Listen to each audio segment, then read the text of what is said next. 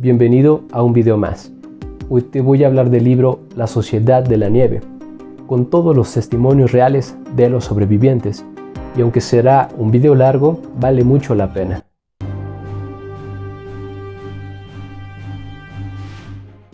El 12 de octubre de 1972, el vuelo 571 de la Fuerza Aérea Uruguaya despegó rumbo a Chile, llevando 45 pasajeros a bordo. Sin embargo, algunos minutos después se estrelló en los Andes.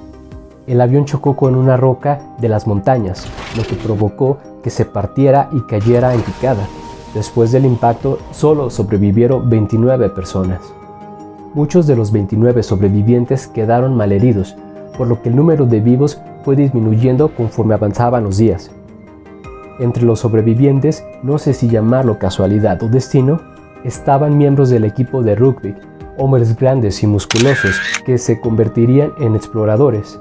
Había estudiantes de medicina que con sus pocos conocimientos salvaron la vida de muchos heridos. Había un estudiante de ingeniería que armó un radio, y así muchos de ellos tenían una función específica y que al final los ayudó a que algunos pudieran salir de la montaña con vida. Los sobrevivientes se organizaron desde el primer momento. Buscaron víveres y ropa entre los escombros del avión. Ellos pensaban que los iban a rescatar en unas cuantas horas y todo quedaría en un mal recuerdo. Pero no fue así. 10 días después del accidente y gracias a una radio que lograron armar, pudieron escuchar que la búsqueda de los sobrevivientes de los Andes había llegado a su fin.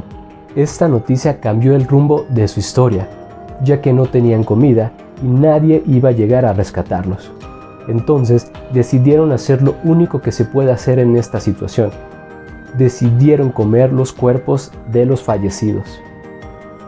16 días después del accidente, una avalancha sepultó el fuselaje del avión, lo que cobró más vidas y lo que los mantuvo 3 días sepultados bajo la nieve en peores condiciones.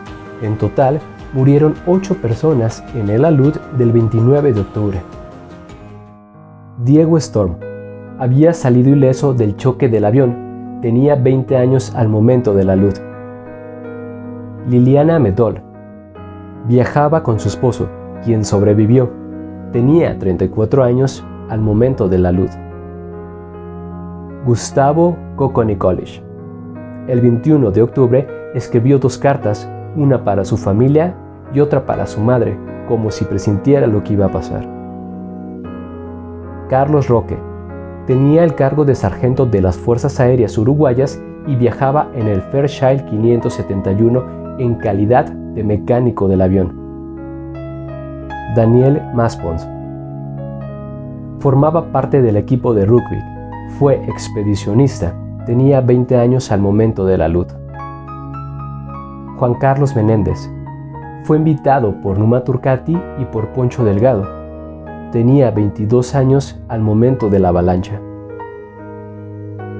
Enrique Platero fue uno de los heridos más graves al momento del choque, pues se clavó una barra de acero en el estómago que le extrajo parte del intestino, y a pesar de que sobrevivió esto, no pudo hacerlo a la avalancha.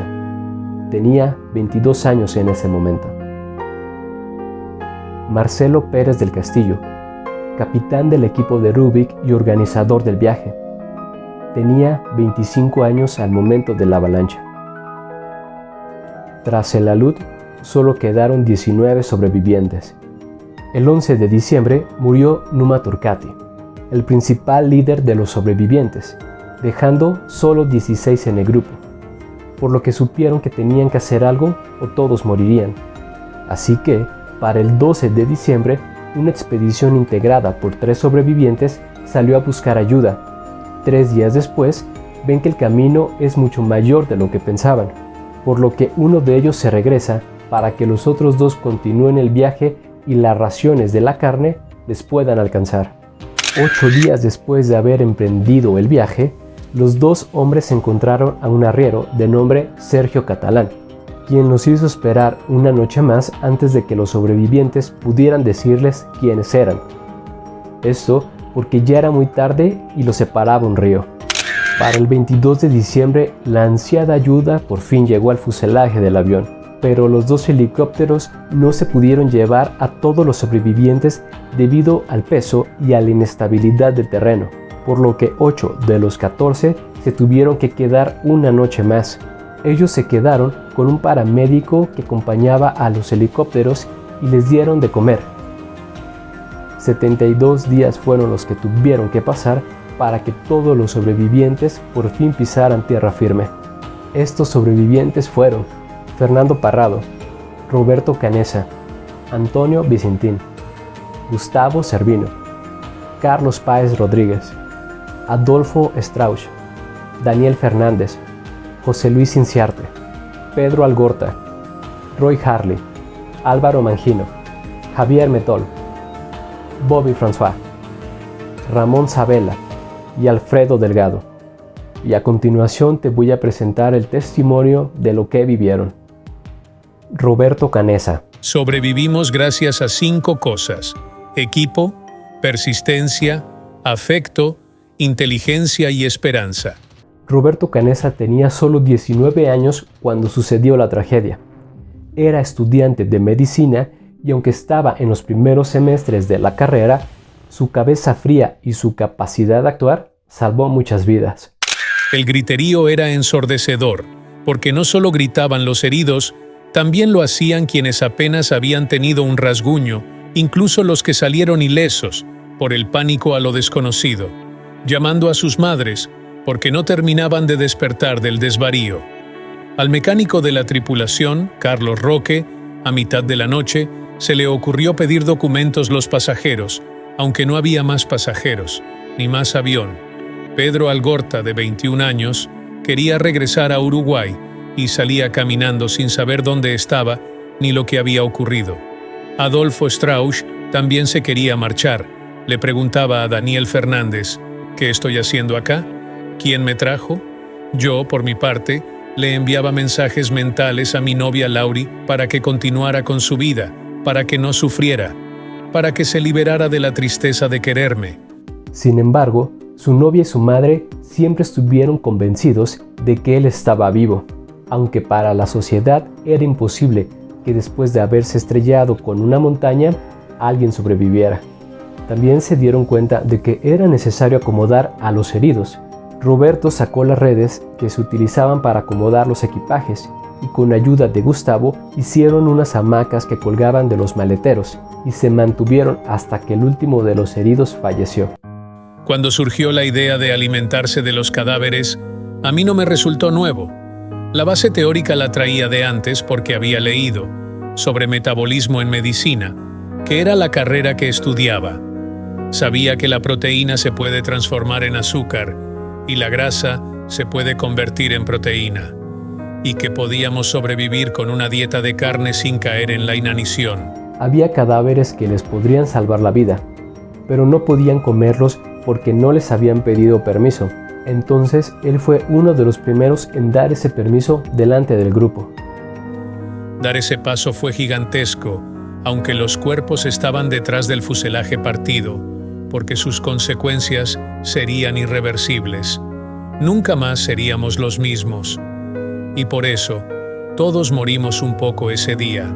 Roberto dice que ese shock, el empezar a comer carne humana, fue peor que cuando se estrelló con el avión.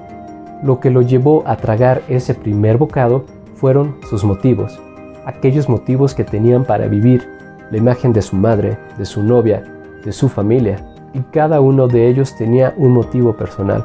A pesar de todo, ellos aseguran que no fue un simple acto de antropofagia, sino uno de generosidad.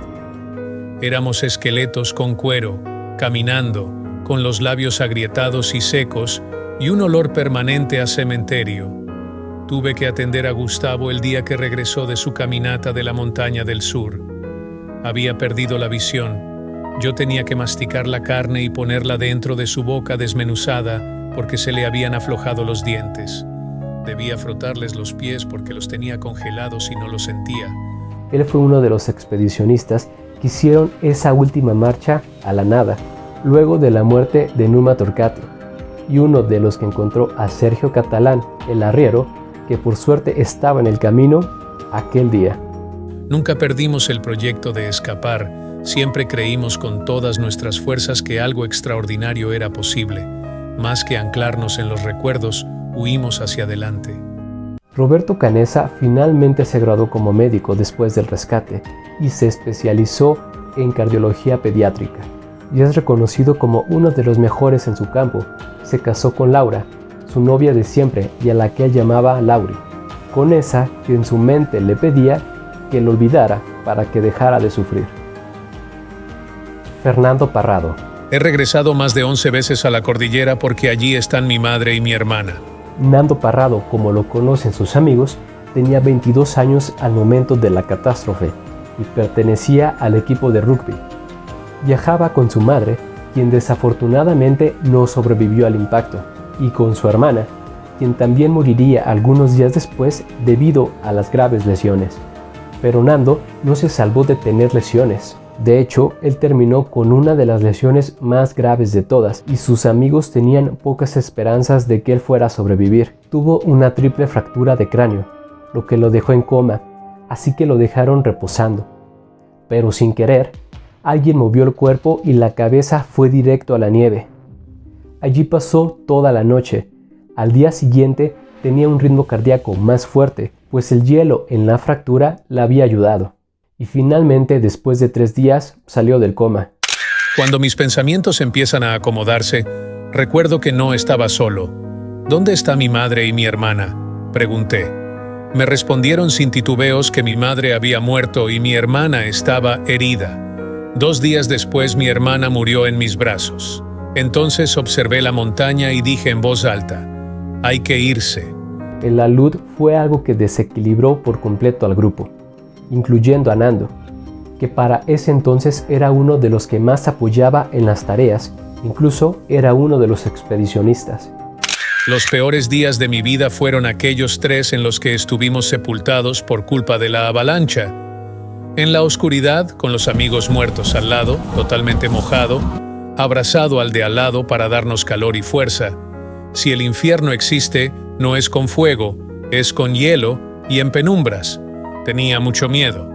Cuando se acabaran los cadáveres, ¿qué íbamos a hacer? Esperar a que alguien muriera. Ya habíamos traspasado una barrera. ¿Cómo serían las siguientes etapas?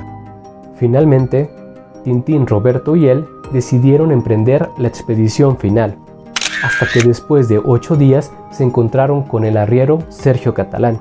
Cuando llegaron los helicópteros de rescate, él fue quien los guió hasta el fuselaje del avión, donde se encontraban los 14 sobrevivientes. Tintín Vicentín. Moría todas las noches en silencio y revivía con cada salida del sol.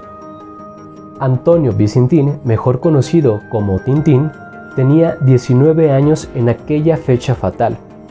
Era el más fuerte de los jugadores de rugby y estudiaba Derecho.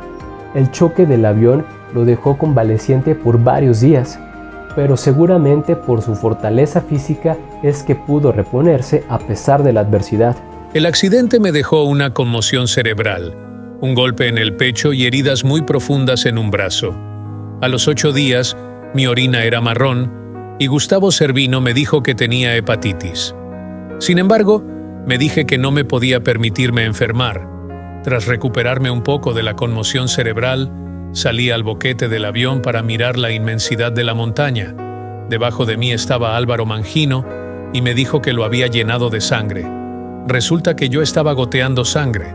Roberto y Gustavo cortaron la manga de mi chaqueta y descubrieron un coágulo de más de 2 kilos. Pero Tintín nunca se dio por vencido y quizá es el más guerrero de todos los sobrevivientes, ya que se convirtió en expedicionista y él fue uno de los 3 que salieron el 12 de diciembre en la expedición que finalmente encontraría el rescate.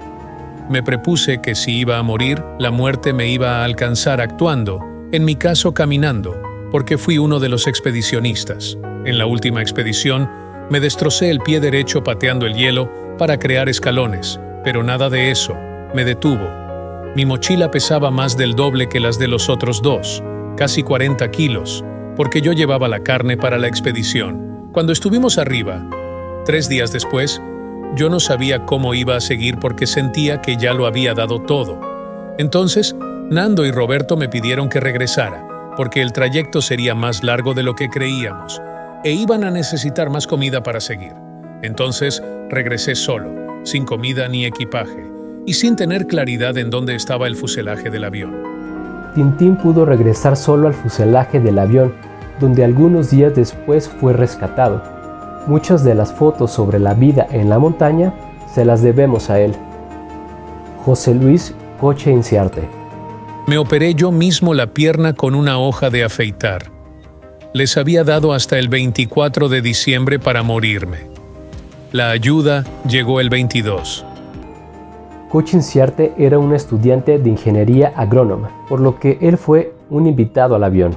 Cuando vio un asiento para sentarse dentro del avión, alguien más se lo ganó.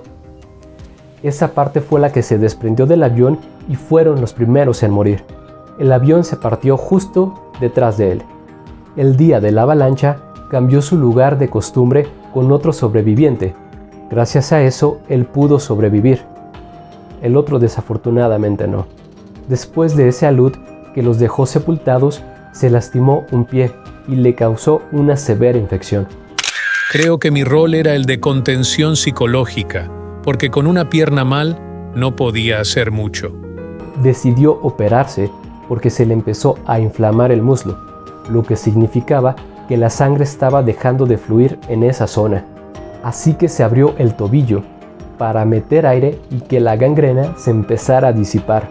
Pero después de eso ya no pudo caminar, por lo que tuvo que pasar varias semanas arrastrándose entre la nieve. Cuando fueron rescatados, él fue uno de los primeros en hablar y decir cómo es que sobrevivieron tantas semanas. Cuando el doctor me preguntó qué fue lo último que comí, yo le dije, sin tapujos, carne humana. A pesar de que al principio él era uno de los más reacios a comerla, él y Numa Torgati. Muchos creen que el trauma se acabó en el momento que llegaron los helicópteros a rescatarlos, pero la verdad es que no es así, y Coche dice lo siguiente.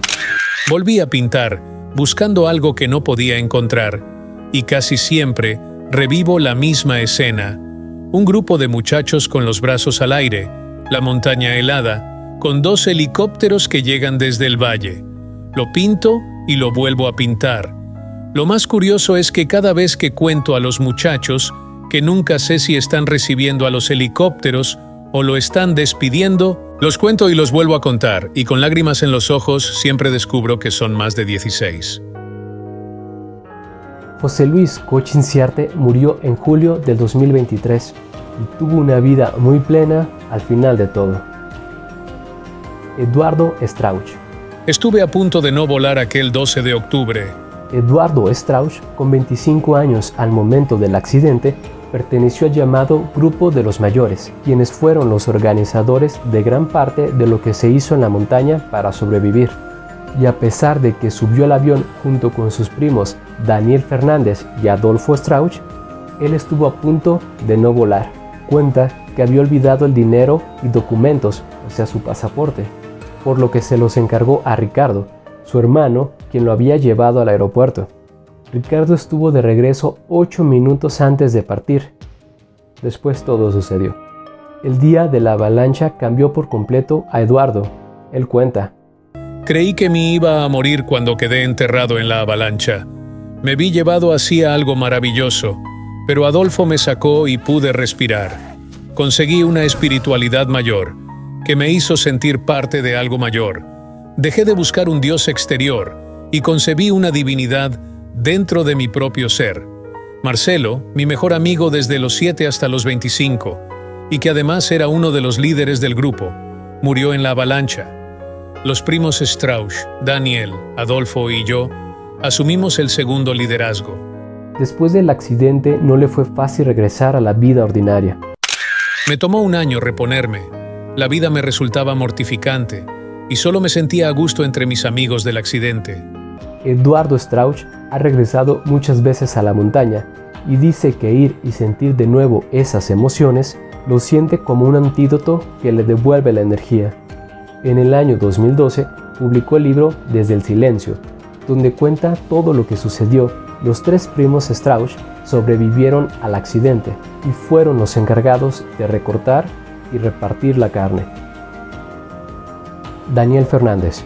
La ciencia es duda, la espiritualidad es fe. Daniel Fernández era otro de los primos Strauch y perteneció al grupo de los mayores con 27 años. Tras la muerte de Marcelo Pérez del Castillo, el capitán del avión, él junto con sus dos primos tomaron el principal liderazgo del grupo, pues eran los que suministraban la carne. Pero al igual que su primo Eduardo, él también estuvo a punto de no volar aquel 12 de octubre, pues le había pedido a su padre que fuera a cobrar un dinero que le debían por un trabajo que había hecho, dinero que necesitaría para el viaje. Pero su padre, quien nunca olvida nada, ese día lo olvidó. Daniel pensó en cancelar el viaje, pero en su lugar decidió pedirle dinero prestado a su hermana. 72 días sin lavarnos, sin cambiarnos de ropa, comiendo carne humana, que al principio era un cortecito, pero después se transformó en una ración completa de comida, y más adelante ya quedaba el hueso pelado por ahí. Venía uno y se lo metía en el bolsillo del saco, y después se ponía a chuparlo delante de los otros. Llegábamos a perder la noción del frío, aunque podíamos analizarlo con hechos medibles. De noche poníamos una botella de agua en el maletero destrozado, y como a la media hora ya se había congelado como una roca de hielo, allí nos dábamos cuenta de que vivíamos en un congelador. Al igual que muchos sobrevivientes, su madre y su novia eran quienes no perdían la fe de que estuvieran vivos.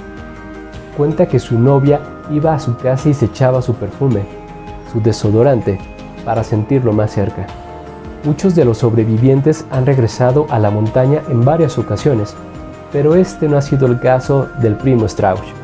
Toda esa llegada a la sociedad fue para mí un proceso muy lento. Al principio me molestaba el ruido, la ciudad, los autos. No entendía por qué me hablaban gritando, cuando en la montaña todos nos entendíamos a susurros. Cuando muchas personas me hablaban al mismo tiempo, sentía que me mareaba. Sentía que iba a enloquecer en la sociedad. Entonces volví a la paz del campo. Nunca volví a la montaña, y si vuelvo, será a través de mis cenizas, que creo deben reposar en los Andes. En el año 2012, Daniel publicó el libro Regreso a la montaña, una guía de supervivencia espiritual. No publicó para contar lo que ya se había contado, sino para revisar la condición humana cuando conoce sus límites. Adolfo Strauch, uno de los primeros en probar la carne. Adolfo Fito Strauch era uno de los líderes del grupo, el primero en cortar la carne, y esto es lo que dice al respecto. Tuvimos que cortar la carne con un vidrio porque el mundo no venía a buscarnos. Corté la piel de una nalga y ahí probamos. Él es uno de los que más habla en el libro de cómo fueron las cosas luego del accidente. No había egos. Nadie presumía de lo que hacía por los demás. Todo era una unidad. Pensar en mi madre hizo que no me rindiera. Comprendí la frase de la Biblia donde Jesús dijo: «Es más fácil que un camello pase por el ojo de una aguja que un rico al reino de los cielos». Y en la montaña pude entender esa frase, porque cuando vives en la ausencia de cosas materiales, permites espacio a otras sensaciones, nuevos sentidos.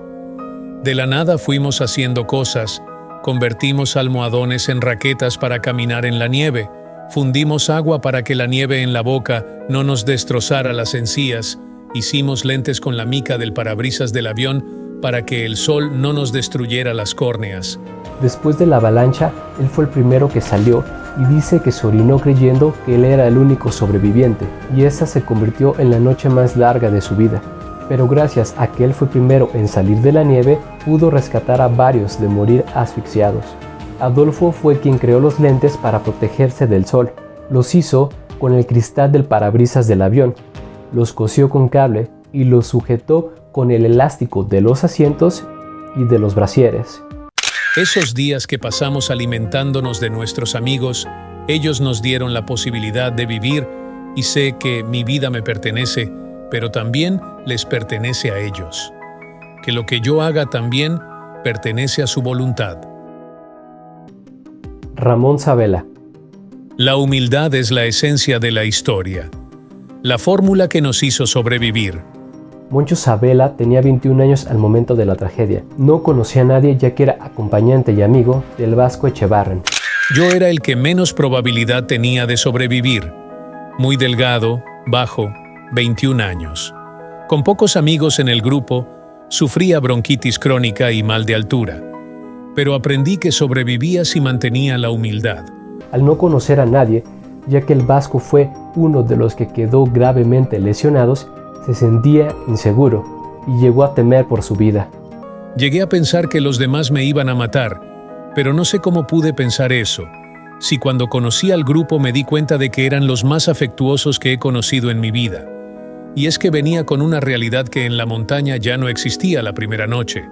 Fue una escena horripilante, el frío, los gritos, la oscuridad. Primero intenté entrar en calor de cuclillas, pero no podía. Gustavo Nikolic me dijo: «Me muero de frío, no soporto más». Entonces me acosté sobre él, dándole un poco de aliento en la espalda. Esa noche, estoy seguro, envejecí 30 años. Gustavo pensó que esa noche yo le había salvado la vida, pero no era cierto. Solo entendí que para salvarnos, teníamos que empezar a darnos afecto. En las noches, hasta dormíamos tomados de la mano. Cada uno aprendió a vivir en la montaña de la manera en que pudo, y así es como Moncho vivió sus etapas. Aprendí que debes de ser un poco más egoísta, debes de guardar algo para ti. Numa Turcati entregó todo lo que tenía, no reservó nada para él y se murió.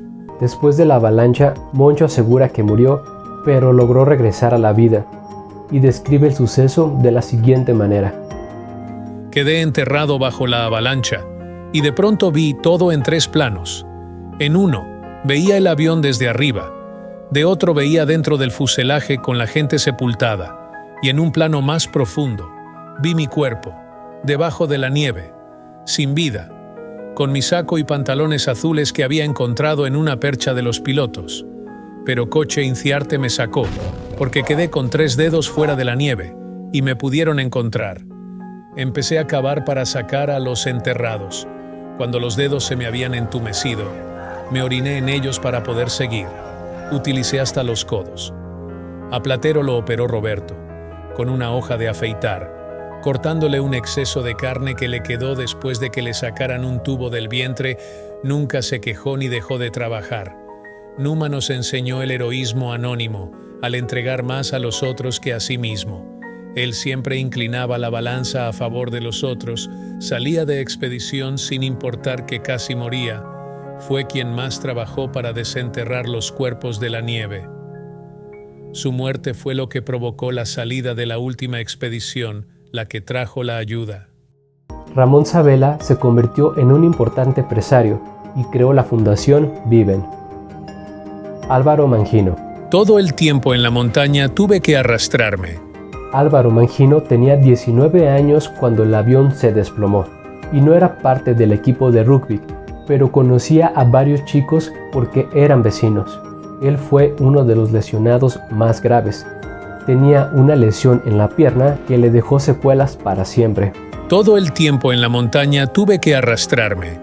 No supe cuándo se me rompió la pierna. Cuando Roberto y Gustavo me sacaron de entre los escombros, veo que mi pierna está suelta, colgando, como si no me perteneciera. Por la adrenalina no sentí dolor. Roberto me pidió que no viera sus manos y colocó mi pierna en su lugar, y hasta el día de hoy camino gracias a él. Aunque la pierna se me soldó un poco torcida y tengo que usar un suplemento en el zapato porque la pierna es más corta. Todo el tiempo en la montaña tuve que arrastrarme. A los 45 días el hueso había soldado, pero la falta de nutrientes hicieron que el músculo se atrofiara y no pude ponerme de pie. Junto con los primos Strauch, él en ocasiones era de los que ayudaba a cortar la carne. La decisión de comer carne humana es la más dura que he tomado en mi vida. Yo era uno de los cortadores de carne y todavía conservo el platito en el que cortaba. El día de la avalancha, él se salvó porque dormía en las hamacas improvisadas que había construido Roberto. El día de la avalancha yo vi todo desde arriba porque dormía en las hamacas y pensé que todos habían muerto. Álvaro se casó con la novia que tenía desde antes del accidente y tuvo 4 hijos. Gustavo Cervino, el resguardador de recuerdos. Gustavo Cervino era uno de los doctores de la montaña, estudiando apenas el primer semestre de la carrera y con tan solo 19 años. Y al ser uno de los jugadores de rugby, grande y fuerte, fue expedicionista desde el primer momento. Sin embargo, en una de estas expediciones no pudieron regresar y pasaron la noche a la intemperie. Todos regresaron con los pies y manos morados. El frío fue tal que Gustavo regresó ciego. Ceguera que le duró varios días y que casi le cuesta la vista para siempre. Las cosas estuvieron tan mal que pensaron que no era buena idea volver a salir.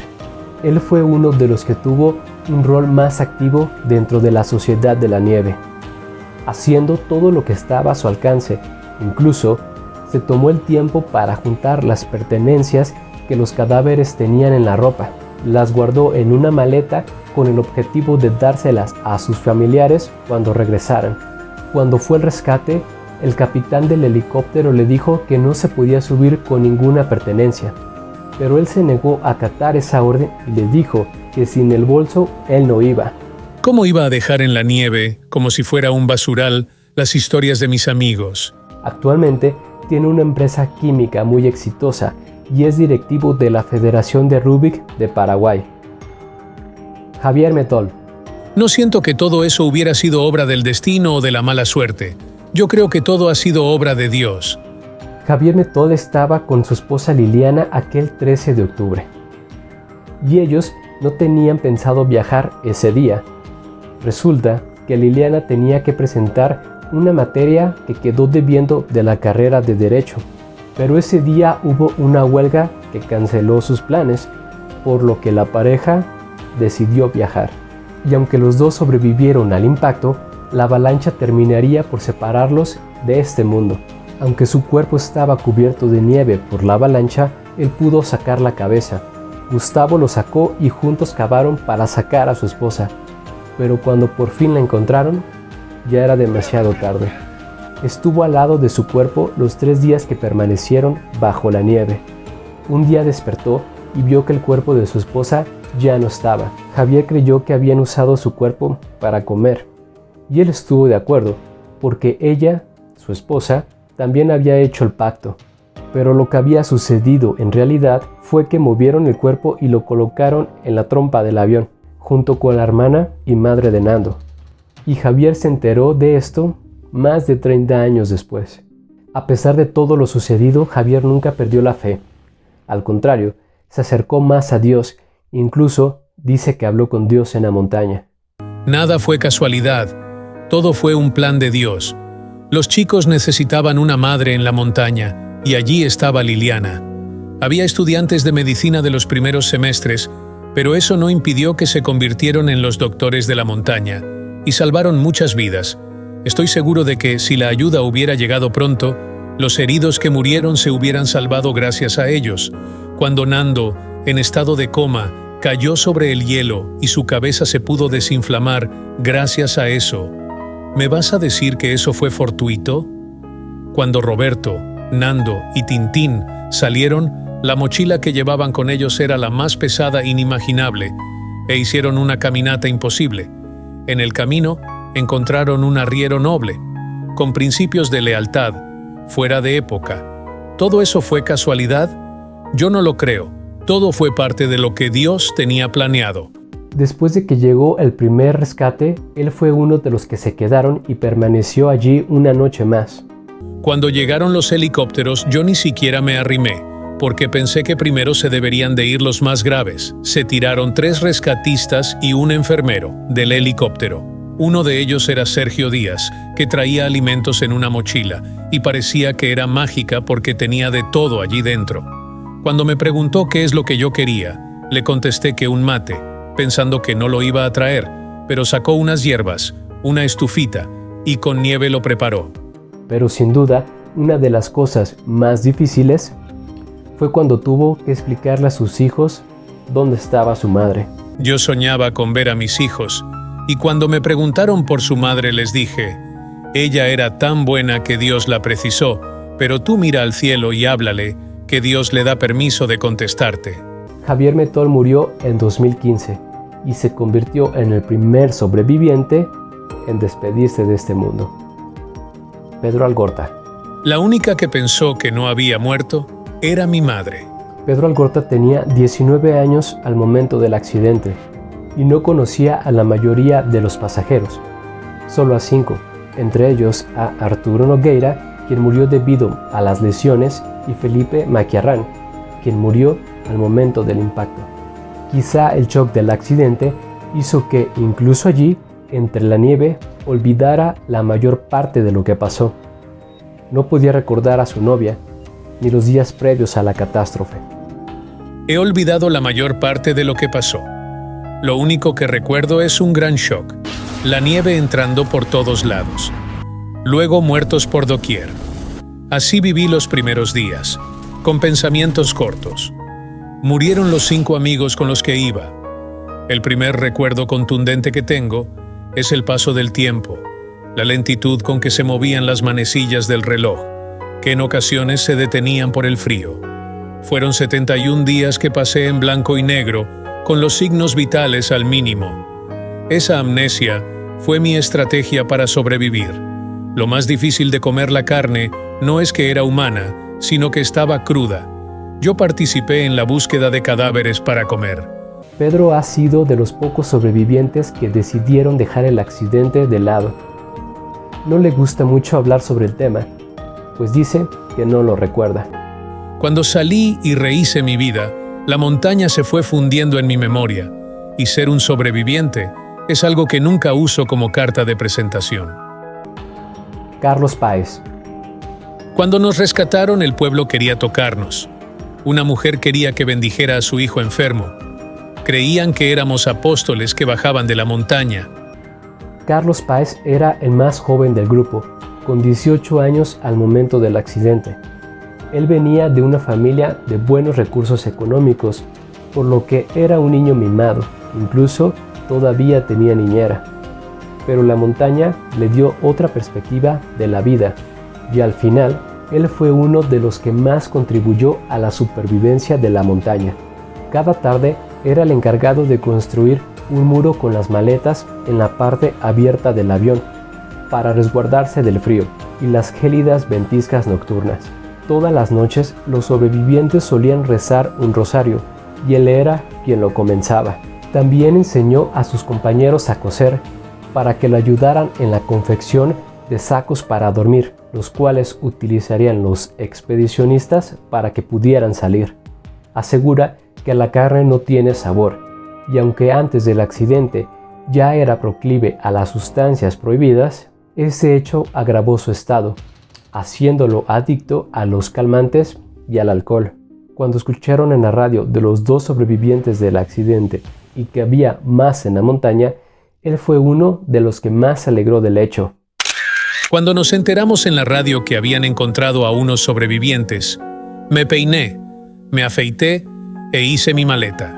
En la mayoría de las familias, la madre era la última en perder la esperanza de que sus hijos se encontraran con vida.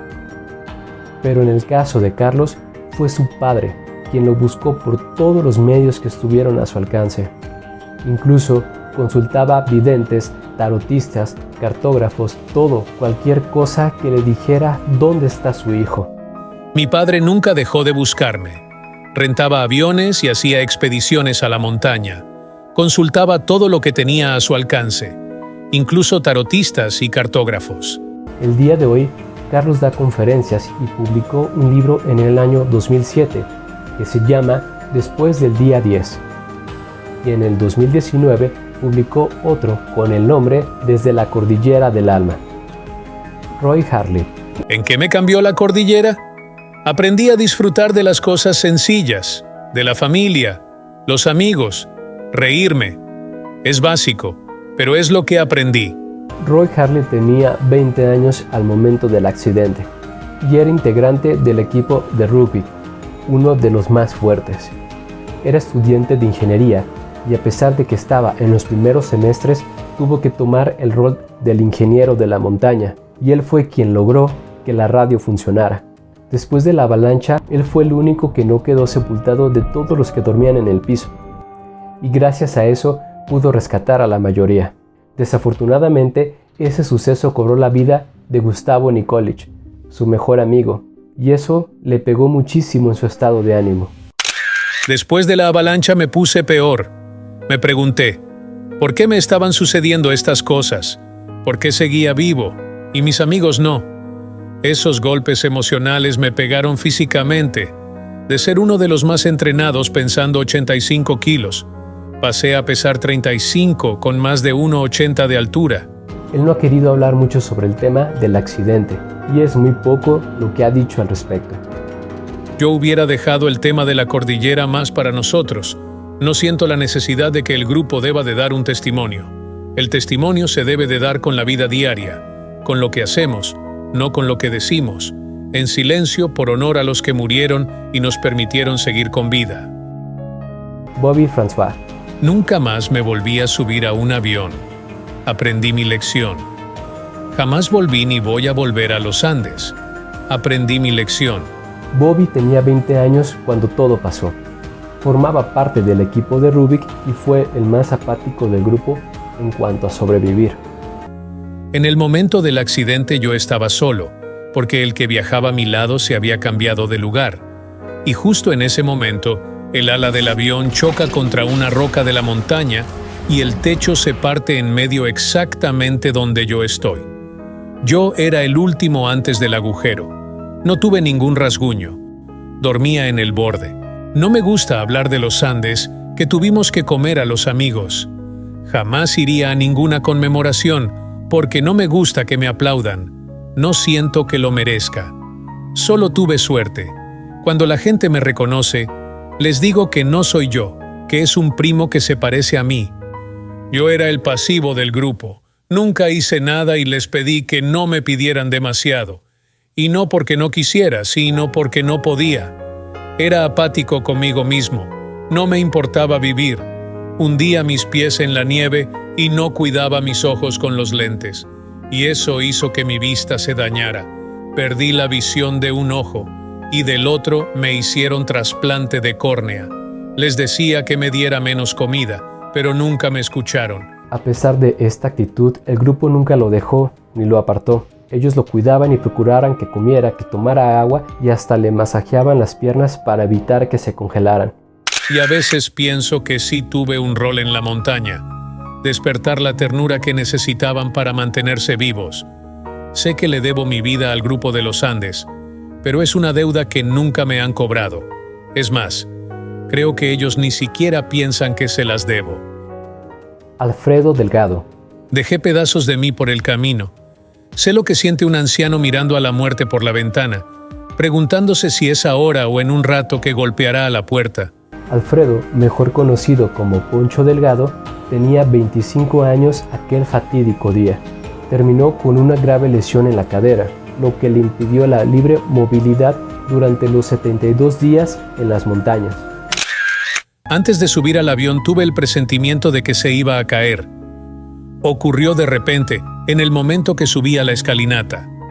Tuve un ademán de duda, pero ya era tarde para echarme atrás y opté por seguir la corriente de los demás. Me senté en la cola del Fairchild 571 porque había leído que es la parte más segura si se accidenta, y las cosas se dieron como tenían que darse. Cuando empezaron las turbulencias, apareció el asistente de vuelo con algunos mapas y nos pidió que nos pasáramos para adelante a mí y a Tintín Bisintín para que allí pudiera abrir los papales. Y ese es el motivo por lo que ambos sobrevivimos. El accidente me dejó con la cadera rota y me arrastraba para desplazarme. Mi función principal fue fundir nieve. Después de que fueron rescatados, él fue uno de los que más tiempo necesitó para reponerse, hasta que finalmente pudo retomar su carrera de derecho y continuar con su vida. Después de regresar pedí tiempo. Dejé de estudiar a pesar de mis padres querían que retomara los estudios, y le pedí tiempo a mi novia, con la que llevaba 8 años. Los primeros 6 meses fueron terribles porque me sentía en el limbo, no tenía emociones, y que volviera a la normalidad me tomó varios meses, hasta que por fin pude llorar y retomar mi vida. La montaña también partió en dos mi memoria, y olvidé los peores recuerdos. Por más que intento recordar, no puedo. Del 72 para atrás, olvidé casi todo. Solo recuerdo mi infancia. en la que estaba Numa Turcati, mi mejor amigo, y a quien yo le insistí para que viajara, hasta tuve que ir a hablar con su madre.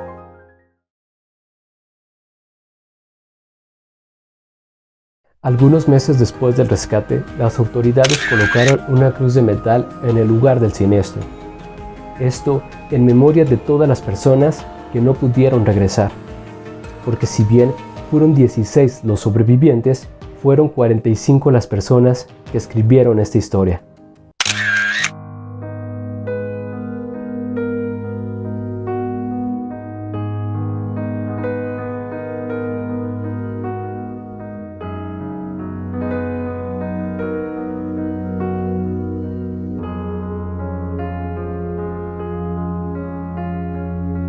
Nos vemos en el próximo video con un nuevo libro.